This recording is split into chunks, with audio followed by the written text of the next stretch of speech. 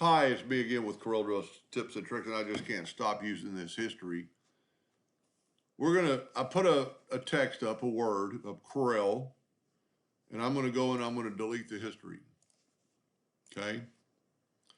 And then I am going to go to left click, no fill, right click, red, go up to effects and contour to the outside 0.02, go up to object, break contour apart, fill one of them with yellow, fill the outside one with blue.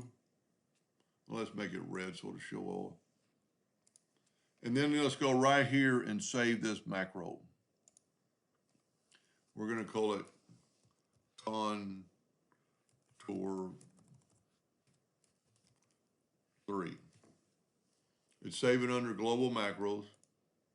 Now, watch this. We're going to delete this, and we're going to pick a totally different word. Draw. Whoop.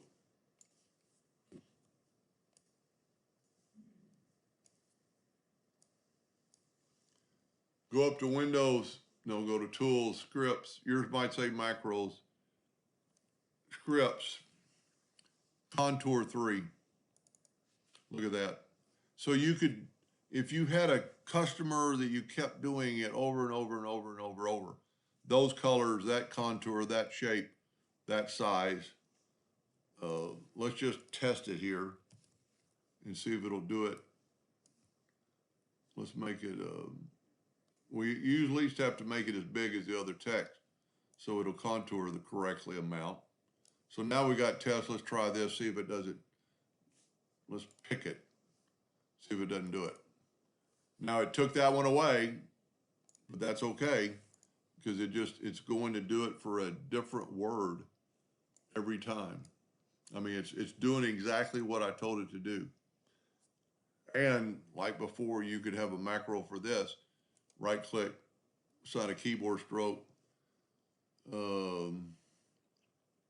I don't know what keyboard. There's so many I've got being used. Let's try Q. Not being assigned anything. Good. Assign it. Okay. Let's put another word out there. Let's try a longer word.